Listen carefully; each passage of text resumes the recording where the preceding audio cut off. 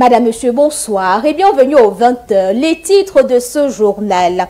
Le délégué général à la Sûreté nationale, Martin Barganguele, a présidé ce jour la cérémonie officielle de remise des épaulettes et des certificats aux élèves inspecteurs de police de deuxième année de la promotion spéciale et directe de 2023, ainsi qu'aux élèves gardiens de la paix. Vous aurez les détails de cet événement tenu au centre de formation et d'entraînement de la police de Mutengene dans ce 20h.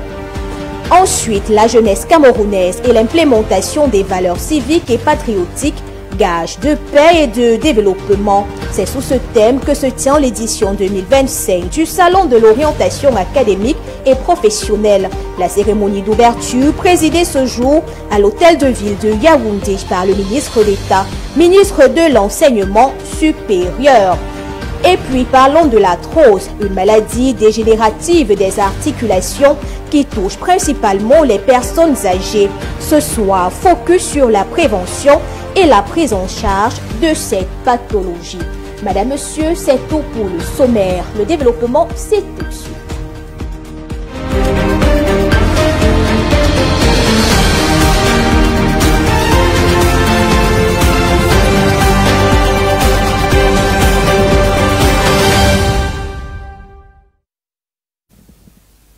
Ouvrons ce journal avec ce tweet du président de la République. Nous sommes en droit aujourd'hui de nous poser des questions. Notre démocratie signifie-t-elle le rejet de la légalité?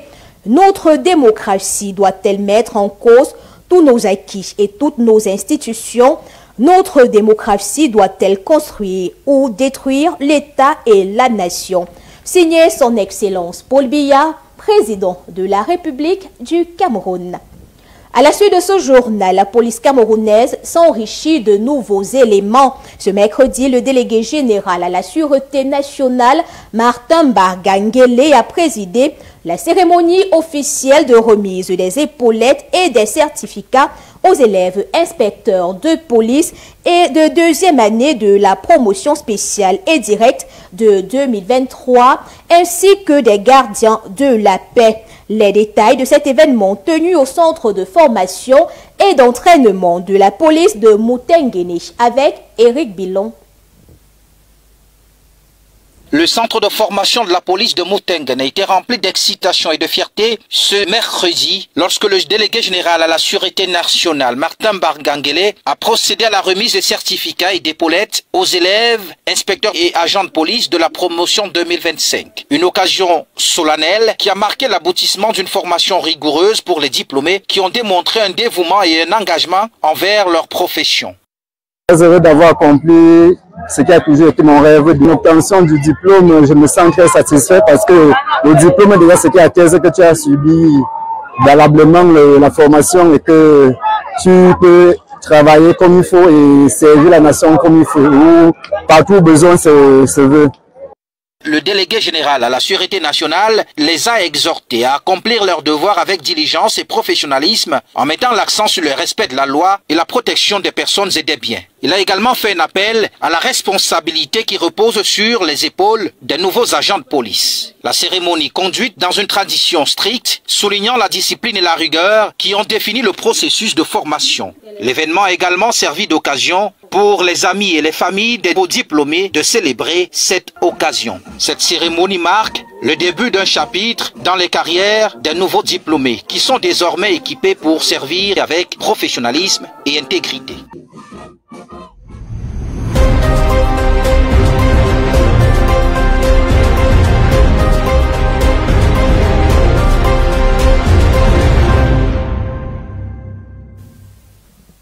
Les acteurs du processus électoral mettent les bouchées doubles afin que le scrutin d'octobre prochain se déroule sans bavure. C'est dans ce cadre que l'antenne régionale Elecam du littoral a outillé ce jour à Douala les acteurs de la chaîne avec la mise sur pied des commissions locales et départementales de supervision de vote. Les détails avec Sylvain Songo et Martin Mathieu.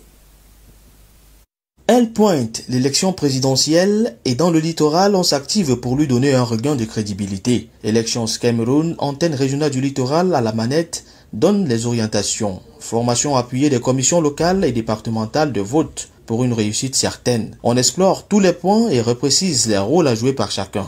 D'abord, la commission départementale. Des commissions qui sont présidées par des présidents des présidents des tribunaux de grande instance. Elles sont au niveau départemental. Et elles ont plusieurs membres, notamment 3 représentants d'Elections Cameroun, 3 représentants de l'administration et 1 représentant de chaque candidat. Ce sont ces commissions qui vont recenser tous les résultats venus des commissions locales de vote. Dans une perspective de continuité, les membres des commissions locales, chevilles ouvrières du scrutin, eux aussi, s'imprègnent de leur mission. Des commissions qu'on retrouve dans le bureau de vote le jour du scrutin. Ce sont des commissions qui sont présidées par un représentant de l'Elections Cameroun, qui est le président, comme je le disais, un représentant de l'administration et un représentant de chaque candidat. Il faut donc, pour l'atteinte des objectifs escomptés, que soient mis en accord parfait ces 2 entités aux actions complémentaires. S'il s'agit des gens qui ne sont pas nos collaborateurs, qui vont se retrouver comme président de ces commissions locales de vote, c'est pour ça qu'il est nécessaire de les outiller et de leur dire exactement qu'est-ce que l'ECAM attend d'eux et qu'est-ce que les différents candidats et les autres acteurs du processus électoral attendront d'eux. Non sans compter le fait qu'ils soient attendus d'eux, promptitude, honnêteté et sérieux. Qu'ils fassent exactement leur travail. D'ailleurs, comme vous savez, les présidents des commissions locales de vote sont choisis parmi les personnes qui ont une certaine intégrité morale. Donc c'est très important dans la mesure où c'est le travail qui sera fait dans ces commissions locales de vote qui sera répercuté dans les différentes commissions, notamment commission départementale de supervision et commission nationale de recensement des votes. Conscients des implications de leur travail, c'est désormais à leur marque que se tiennent les membres des commissions locales et départementales de supervision de l'élection dans le littoral, attendant que soit engagée la partie. À Pouma, dans la Sanaga maritime, le sous-préfet de la localité a rappelé hier le rôle central des chefs traditionnels dans le bon déroulement de la présidentielle 2025. Il a insisté sur leur impartialité tout au long du processus électoral et sur l'importance d'une collaboration étroite avec les autorités pour assurer la paix, la stabilité et la transparence dans les villages et quartiers. Les détails avec notre correspondant Polycarpe Ténéchi. Lors de la réunion de concertation tenue le 16 septembre 2025 à Pouma, le sous-préfet Nenson Yonkuma Kamsi a insisté sur le rôle crucial des chefs traditionnels en tant qu'auxiliaires d'administration lors de l'élection présidentielle prévue le 12 octobre prochain. Et donc nous sommes venus ici pour 2 objectifs essentiellement. Partager, être au même niveau d'information en ce qui concerne le processus électoral et où est-ce que nous en sommes exactement. Ça, c'était la première chose. Et deuxièmement, également, repréciser notre rôle en tant que chef traditionnel dans le processus avant, pendant et après les élections. En ce qui concerne notre rôle, comme vous le savez, il s'agissait essentiellement de nous rappeler que un chef traditionnel est d'abord celui qui est garant de la paix et de la tranquillité et de la concorde sur son territoire. Il a recommandé que ces chefs agissent avec impartialité tout au long de ce processus électoral. De manière globale, il faut combler les lacunes qu'il y a eu par le passé, c'est-à-dire qu'est-ce que le chef doit faire. Le chef doit désormais prendre toutes ses responsabilités. Par exemple, être celui qui sécurise le matériel de vote, être celui qui va accueillir le président du bureau de vote et signaler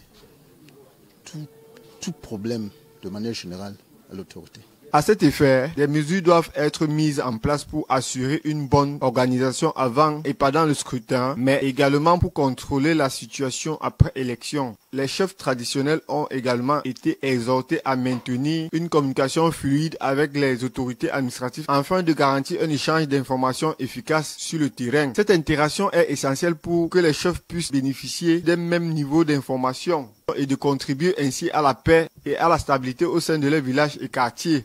En ce qui concerne le renseignement prévisionnel pour éviter toutes sortes de dérapages avant, pendant et après cette élection, on a donné les recommandations au chef du village de prendre toutes les dispositions, de sécuriser les bureaux de vote, de sécuriser les matériels électoraux et de prendre les dispositions aussi des héberger les représentants de l'ECAM. Donc, sur place, on a fait un état et je pense que pour le moment, tout va bien. En attendant, des vérifications du matériel électoral ont déjà été effectuées. La plupart des listes électorales et les contrôles des bureaux de vote sont en cours, assurant que tout sera prêt pour une élection réussie à Pouma, dans le département de la Sanaga-Maritime. L'objectif est de garantir un déroulement harmonieux et pacifique.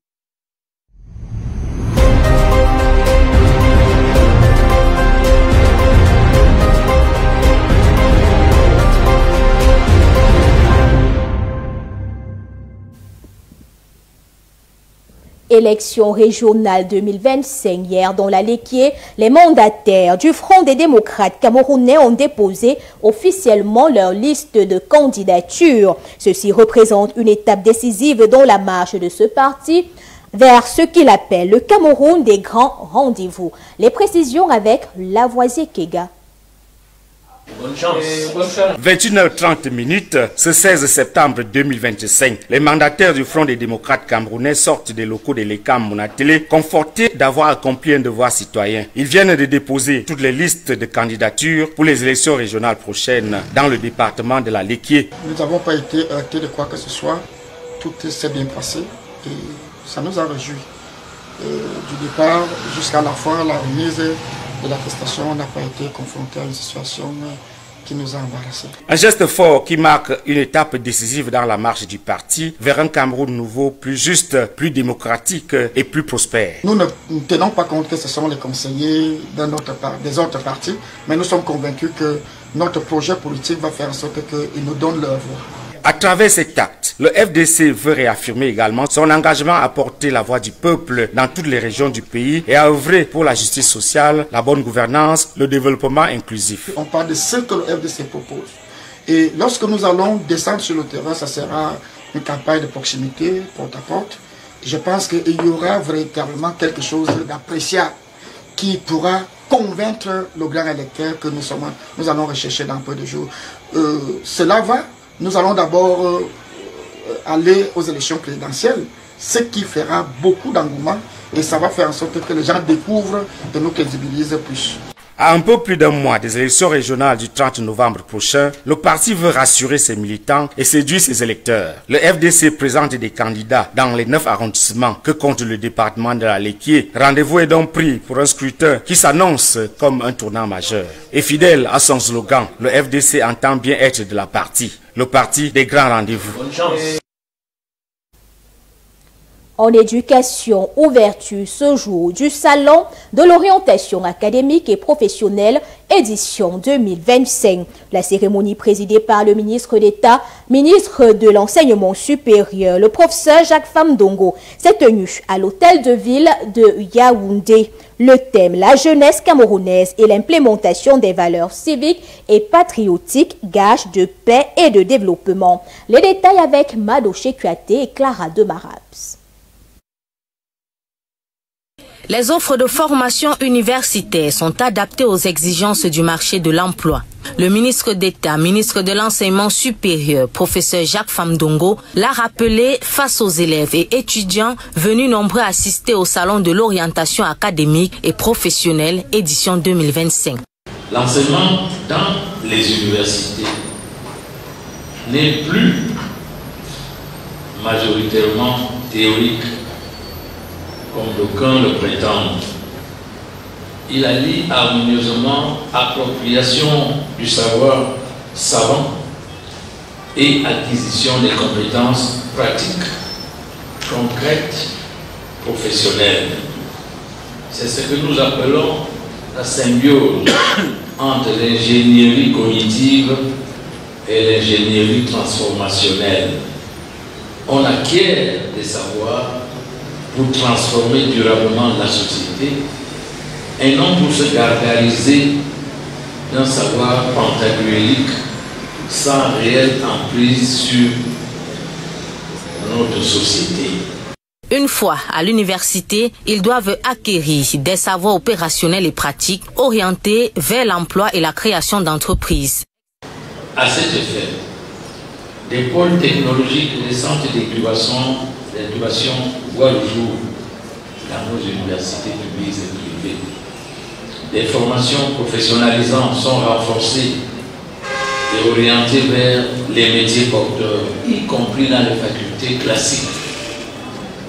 Des partenariats stratégiques sont tissés avec des entreprises privées, les collectivités territoriales décentralisées. Et pour accompagner les jeunes incubés dans la mise en œuvre de leurs projets en tant qu'étudiants entrepreneurs, le gouvernement met à leur disposition 420 millions de francs CFA. Les modalités d'appropriation sont encore en cours de finalisation. Et je suis heureux, en présence de Monsieur le ministre d'État, ministre de l'Enseignement supérieur, d'informer les étudiants entrepreneurs de ce que notre département ministériel a mobilisé une somme de 420 millions pour soutenir en fait leurs prototypes, pour accompagner les étudiants dans la réalisation de leurs projets. Et cela va aller davantage croissant parce que je crois savoir qu'avec également le ministre de la Jeunesse et de l'Éducation civique, Monsieur le ministre d'État a pris une initiative dans le sens de la consolidation de la réalisation de leurs projets. Le salon de l'orientation académique et professionnelle édition 2025 se poursuit jusqu'au 19 septembre à l'hôtel de ville de Yaoundé. Élèves et étudiants en quête d'idées pour le choix de leur carrière peuvent y faire un tour pour avoir toutes les informations.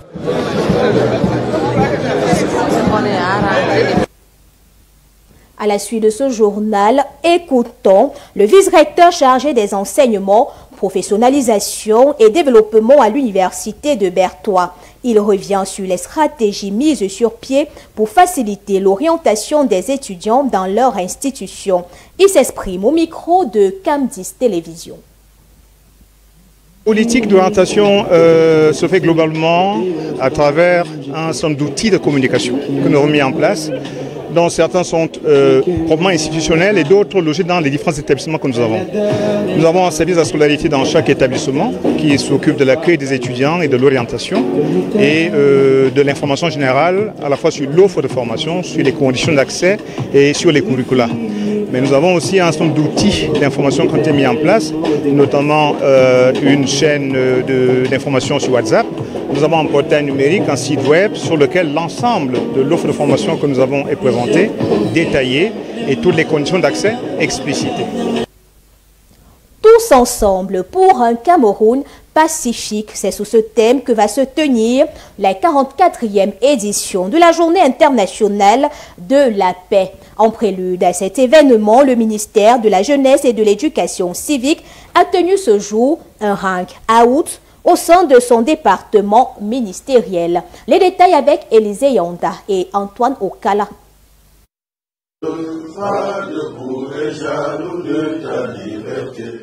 Les appels à la violence ainsi que des actes de manipulation peuvent avoir pour conséquence dans notre pays la fragilisation de la cohésion sociale. L'occasion est trouvée pour que les Camerounais se joignent à la communauté internationale, question de réaffirmer leur attachement à la paix.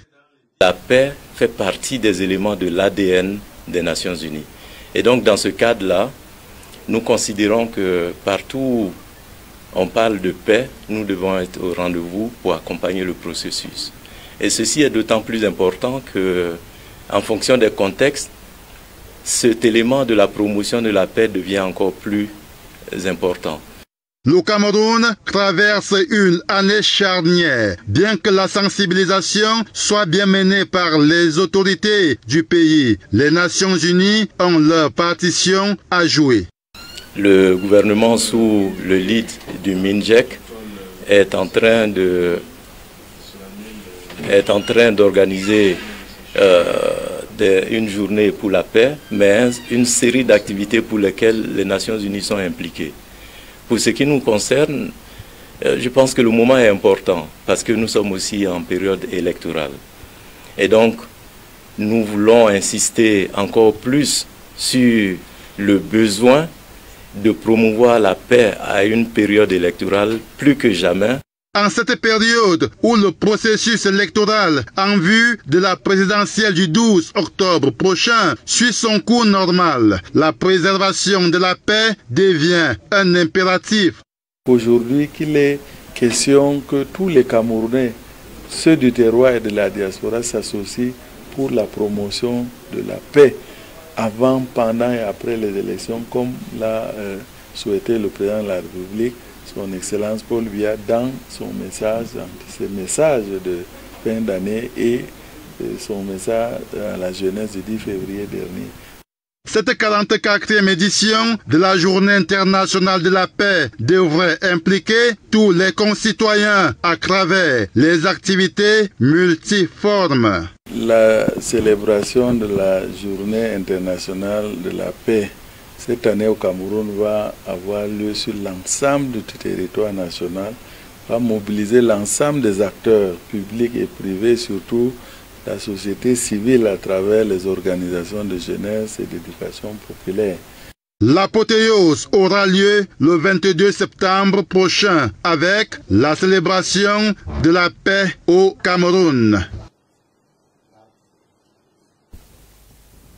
L'Observatoire national sur les changements climatiques, ONEC, a signé hier mardi un accord cadre à Garoua. Objectif, renforcer la résilience de la filière cotonnière et les activités agro-silvo-pastorales. Les directeurs généraux de la Sodécoton et de l'ONEC se sont engagés à apporter leur expérience. Les détails avec Amadou Adish et Bello Yaouba. L'Observatoire national sur le changement climatique en abrégé ONAC et la Société de développement du coton ont signé un accord cadre stratégique de collaboration d'une durée de 5 ans renouvelable. Ceci pour le bénéfice des producteurs du coton et renforcer la résilience climatique du bassin cotonnier. L'incidence directe de cet accord cadre, c'est l'amélioration de la productivité. Si nous pouvons remettre en place des calendriers agricoles qui respectent ce décalage climatique qu'on observe depuis quelques années, nous reviendrons également à gérer la précocité dans nos semis, dans tout ce qu'on emblave, et nous irons à la bonne productivité et la production au niveau des producteurs. Nous sommes tenus par cette mission-là et nous sommes aujourd'hui sauvés par la signature de cette convention. Pour l'Observatoire national sur le changement climatique, des informations et des calendriers agricoles fiables seront régulièrement fournis afin de prévenir sur les éventuelles conséquences néfastes liées au changement climatique. En nous entendant à travers un accord cadre avec la Sodécoton, nous nous engageons à mettre à la disposition de la Sodécoton des calendriers agricoles robustes et précis, des informations qui vont permettre à M. le directeur général de la Sodécoton et toute son équipe de revoir les mécanismes, le processus de production agricole. Les changements climatiques constituent aujourd'hui une réalité indiscutable selon l'ONAC et le Cameroun connaît depuis plus de 3 décennies une diminution des précipitations, une irrégularité des saisons de pluie ainsi qu'une augmentation des phénomènes extrêmes comme les inondations, les sécheresses et les canicules qui sont des phénomènes contre-productifs et qui affectent gravement l'agriculture, secteur clé qui booste l'économie nationale. Les jeunes de Sakgé à Tcholiré, région du Nord, plantent des arbres dans quelques établissements de la localité. Ceci dans le but de trouver des solutions pour lutter contre la dégradation de la biodiversité et le changement climatique autour du parc national de la Benoué. Les détails de cette action qui a connu la participation du réseau des acteurs pour le développement durable avec notre correspondant Léon Baloum. Déjà le rhinocéros, je crois, suite à la disparition de certaines espèces animales au parc national de la Benoué et au changement climatique qui impacte négativement le calendrier agricole, les jeunes de Sakdje, dans l'arrondissement de Tcholiré, proposent des solutions. Autour d'un atelier qui a réuni un grand nombre de jeunes de la localité, le porteur du projet regroupé autour du réseau des acteurs pour le développement durable ont présenté leur stratégie pour une solution efficace à ces phénomènes causés par les activités humaines. Si on rentre 10 années en arrière, il y a de cela, les premières pluies arrivaient au mois de février. Et là, donc, du coup, nous constatons aujourd'hui que les premières gouttelettes tombent en mois de mai.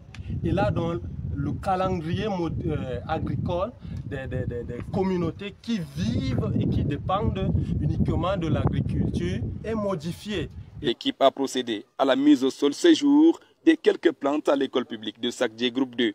Ceci au regard de certains parents et même des enseignants venus soutenir cette initiative. Donc ce projet, à travers le reboisement, qui est une des activités, ça va permettre à coup sûr de rétablir à un certain pourcentage certains équilibres, comme le reboisement remplace les arbres abattus, même si ça prend du temps avant de pouvoir rendre les mêmes services environnementaux. Mais il faut du temps. Mais déjà, c'est un indicateur qui montre qu'il y a une prise de conscience au niveau local. Il est urgent pour nous de nous tenir main par la main pour rehausser la qualité de notre vie en préservant notre nature. À cet effet, il sera question pour nous, en tant que leaders religieux, de sensibiliser nos oreilles, question de voir comment est-ce qu'on peut implémenter les différentes orientations que nous avons assimilées. La protection de la nature étant l'œuvre de tous, les jeunes de Sakdje ont pris le devant pour limiter, voire éliminer la déforestation et le braquage dans ces villages à la limite avec le parc national de la Benue.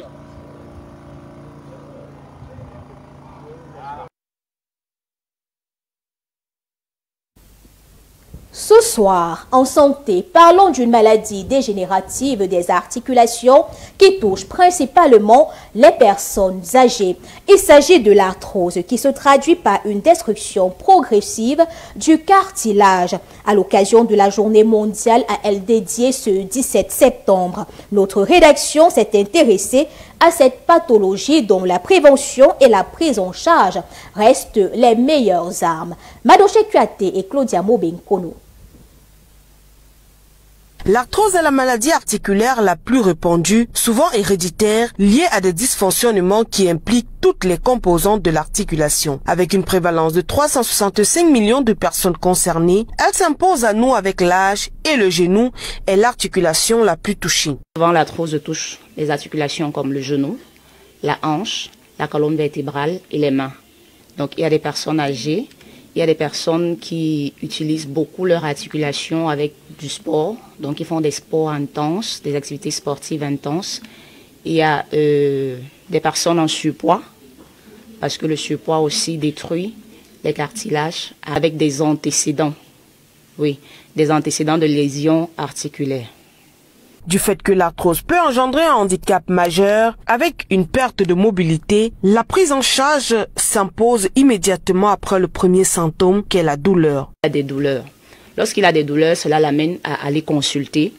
Non seulement le traitement médicamenteux, il y a la kinésithérapie qui va jouer avec le mouvement et il y a également la nutrition qui est très importante parce qu'il faut. Même si la prévention semble inutile, il est néanmoins conseillé d'adopter certaines habitudes. Ce sera difficile pour celui qui est âgé, mais déjà, contrôler son poids, par exemple, peut nous aider à éviter l'arthrose. Je conseillerais à ces personnes c'est de faire attention à elles, c'est de prendre soin d'elles, c'est de bien s'alimenter, c'est de voir des spécialistes régulièrement, de ne pas attendre que la maladie soit là avant de consulter. Le kiné va peut-être vous donner les gestes à suivre, les gestes à adapter, les pratiques quotidiennes dans votre activité, comment par exemple utiliser votre dos, comment utiliser vos genoux, comment prendre mieux ses appuis, comment déplacer les charges que vous aurez à déplacer. Si environ 70% des personnes touchées ont plus de 55 ans, il serait avantageux au courant de sa vie de mettre en pratique ces conseils afin de maintenir la souplesse et la stabilité des articulations, ainsi qu'une hygiène alimentaire appropriée pour le renforcement musculaire. À présent, parlons d'une habitude quotidienne. Chaque matin, les parents choisissent parmi différents moyens de transport pour permettre à leurs enfants de rejoindre l'école. Qu'il s'agisse de la moto, du taxi ou du car scolaire, la sécurité doit rester la priorité. Notre équipe rappelle aux parents quelques mesures essentielles pour assurer la protection de leurs enfants. Reportage Madoche Kuate et Claudia Mobenkono.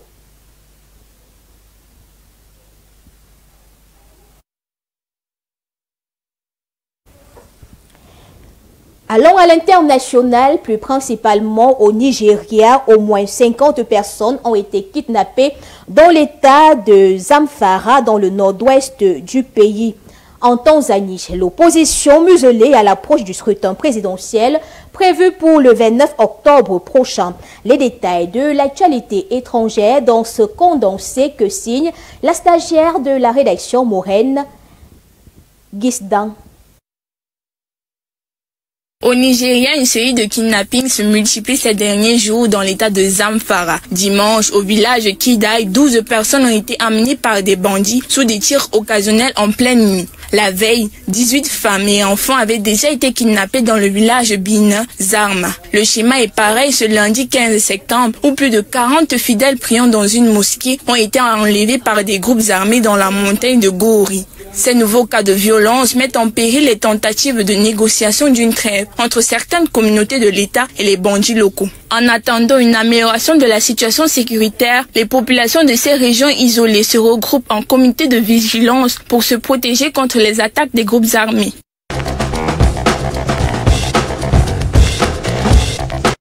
En Tanzanie, à moins de 6 semaines du scrutin présidentiel prévu le 29 octobre, l'opposition fait face à de nombreux obstacles judiciaires et administratifs. Le candidat du Chadema, Tundu Lissu, inculpé après avoir réclamé des réformes électorales, a été de nouveau écarté de la course, tandis que son parti est exclu du scrutin. L'ACT Wazalendo dénonce également l'expulsion répétée de son candidat, Linga Pina, tour à tour rétabli puis disqualifié pour des motifs procéduraux. Plusieurs organisations de défense des droits humains dénoncent un renforcement des restrictions contre l'opposition, notamment à travers des procès controversés et des mesures administratives perçues comme arbitraires.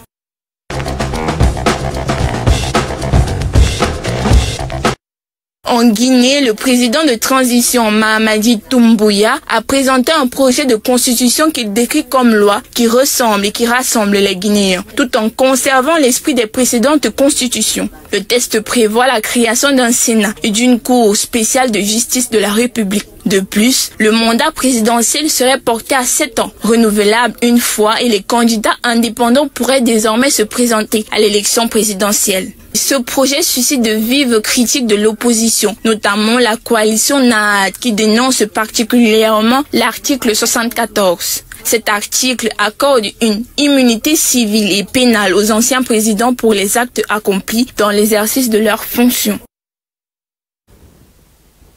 En sport, le ministre des Sports et de l'Éducation physique a lancé ce mercredi la plateforme locale de promotion des sports doualasport.cm. Cet événement s'inscrit dans le cadre des journées de l'intercommunalité et de coopération décentralisée. Le compte rendu avec Sylvain Sango et Marthe Mati.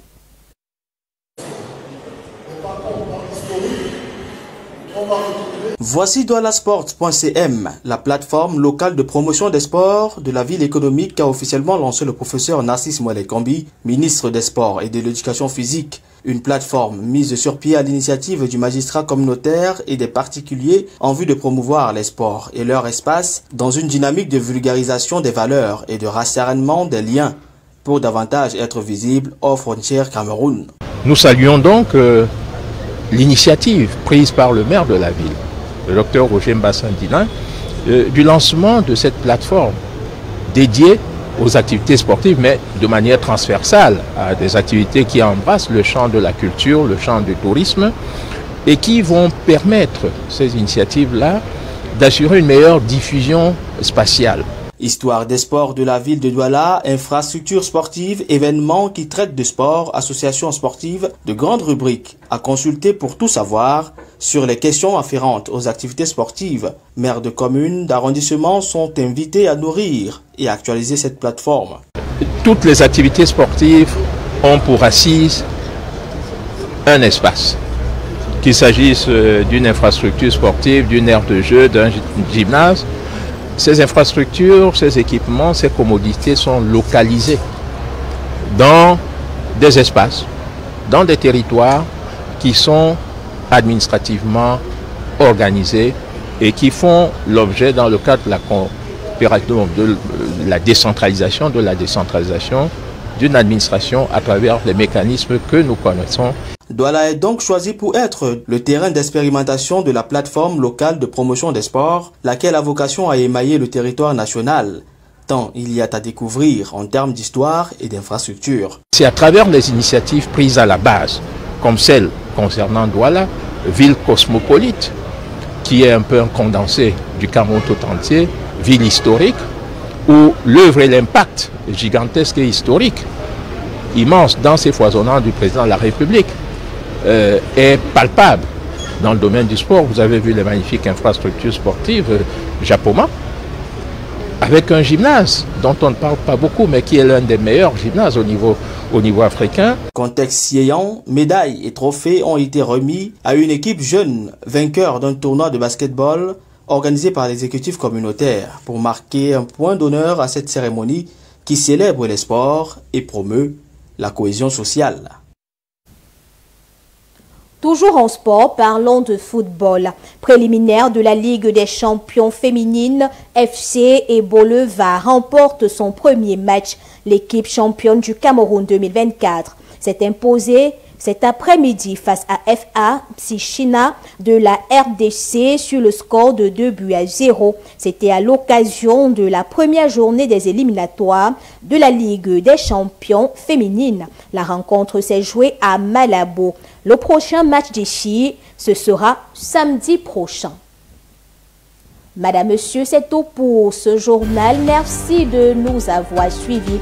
Nos programmes se poursuivent. Quant à moi, je vous dis à demain 20h. D'ici là, portez-vous bien.